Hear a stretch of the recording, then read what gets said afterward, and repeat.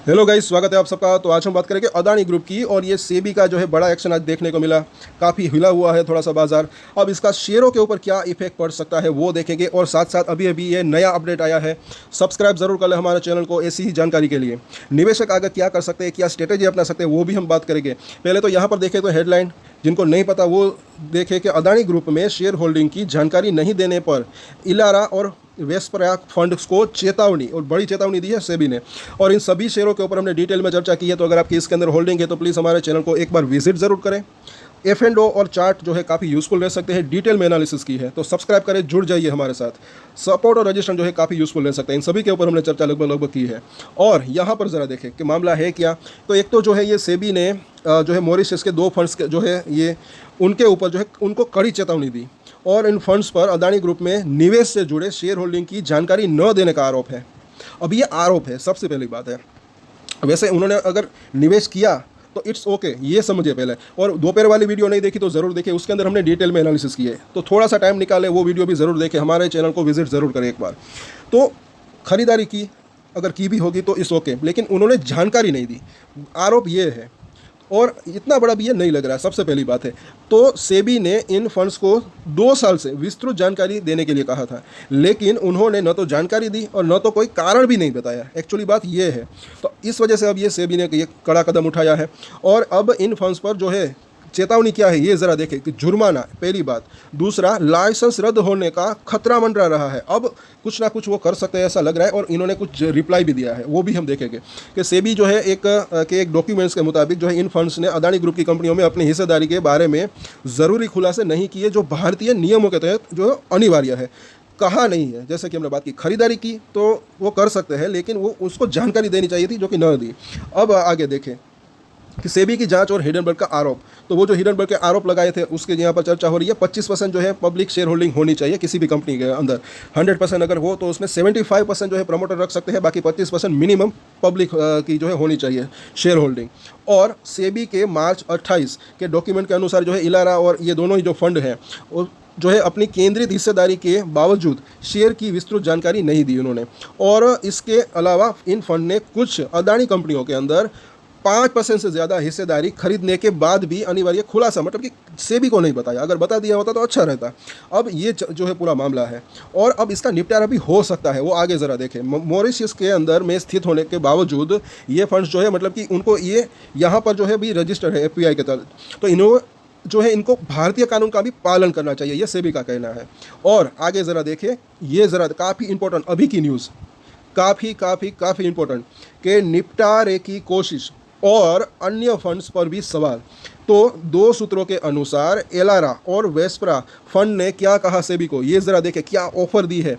ये ऑफ़र अगर सेबी एक्सेप्ट कर लेता है तो एक सॉल्यूशन हो सकता है, सब कुछ बढ़िया रह सकता है। सबसे पहली बात तो उन्होंने सेबी के साथ मामले को निपटाने की कोशिश की है, ये एक लेटेस्ट अपडेट है। और उन्होंने बिना गलती स्वीकार किए, बिना मतलब कि खुद की या फिर किसी की भी गलती स्वीकार किए, जुर्माना देकर मामला सुलझाने का प्रस्ताव दिया है। अगर ये चीज़ अगर हो जाती है तो काफ़ी बढ़िया रह सकता है। कल के दिन क्या रहता है वो देखना बनता है, सेबी का क्या रिप्लाई आता है वो देखना बनता है। हो सकता है कि मुझे ऐसा लग रहा है कि यह निपटारा हो सकता है, क्योंकि ये इतना बड़ा भी मामला नहीं है। ये भी अभी मुझे ऐसा लग रहा है। आगे ज़रा देखें कि हालांकि अभी ये स्पष्ट नहीं है कि इन फंड्स पर अंतिम रूप से क्या कार्यवाही होगी।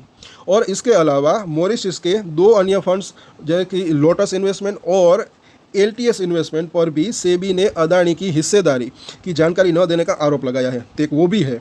और इन फंड्स के जो वकील है, एडवोकेट है PR रमेश, उन्होंने जो है इस पर कोई जवाब नहीं दिया।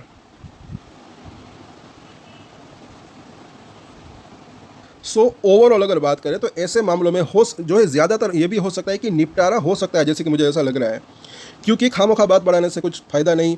और एक चीज़ और है कि अब ये इन्होंने क्या कहा कि ये भी जो है अपनी गलती स्वीकार, किसी के भी मतलब कि गलती स्वीकारे बिना जो है जुर्माना देकर मामला सुलझाने के लिए वो खुद तैयार है।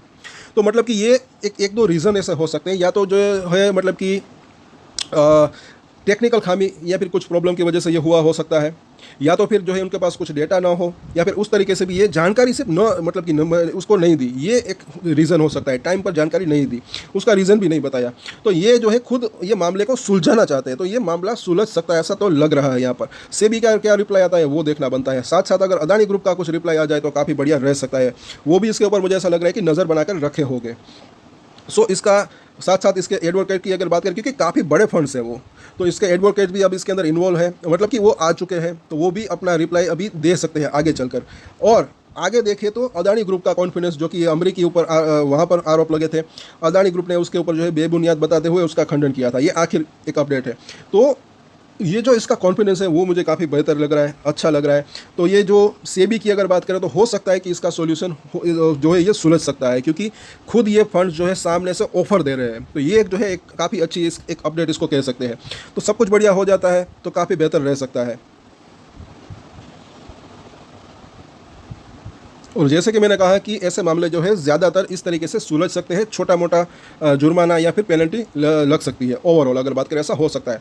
साथ साथ अब शेयरों के ऊपर क्या असर रह सकता है, तो देखिए मुझे ऐसा लग रहा है कि शेयरों के ऊपर ज़्यादा इफेक्ट, नेगेटिव इफेक्ट इसके ऊपर नहीं पड़ सकता, ऐसा मुझे लग रहा है। अगर गिरावट आती भी है तो वो मार्केट की वजह से जो है आ सकती है, क्योंकि अभी मार्केट के साथ साथ चल रहे हैं।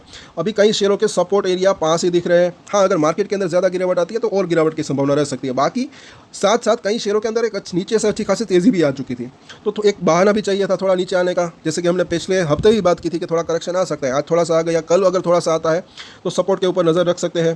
2-3 सपोर्ट जो है हम बात करते हैं, 2-3 रजिस्टेंस की भी हम बात करते हैं। तो एक सपोर्ट अगर टूटता है तो उसके बाद का सपोर्ट होता है, वहाँ तक जाने की संभावना रह सकती है। एक रजिस्टेंस ऊपर की तरफ टूटता है तो उसके बाद रजिस्ट्रेशन होता है, वहां तक जाने की संभावना रह सकती है, कोई भी शेयर हो, ऐसा मुझे लग रहा है।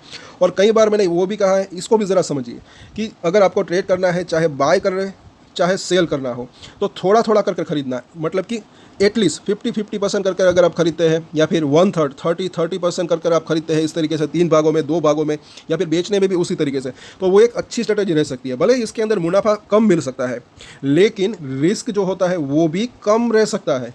तो इसके ऊपर भी प्रैक्टिस कर सकते हैं, चाहे तो वो स्ट्रेटेजी अपना सकते हैं। और जो लॉन्ग टर्म निवेशक है वो चाहे तो अपनी होल्डिंग कंटिन्यू रख सकते हैं। मुझे ऐसा लग रहा है कि उनका प्राइस आ सकता है, थोड़ा वक्त लग सकता है और उनको प्रॉफिट भी मिल सकता है। और ये भी ना भूलें, क्योंकि नए निवेशक भी आते हैं, नए व्यूअर्स भी आते हैं, उनको मैं बता दूं कि आपने देखा होगा जब हिडनबर्ग की रिपोर्ट आई थी, तब उस टाइम के ऊपर थोड़े से 6-8 महीने के बाद अदानी पोर्ट्स, अदानी पावर, दोनों ही कंपनियों ने इसी ग्रुप की नया हाई बना दिया था।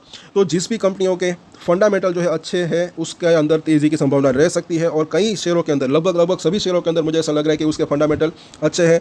कुछ के अंदर थोड़ा वक्त लग सकता है, कुछ के अंदर जल्दी भी तेज़ी की संभावना आ सकती है।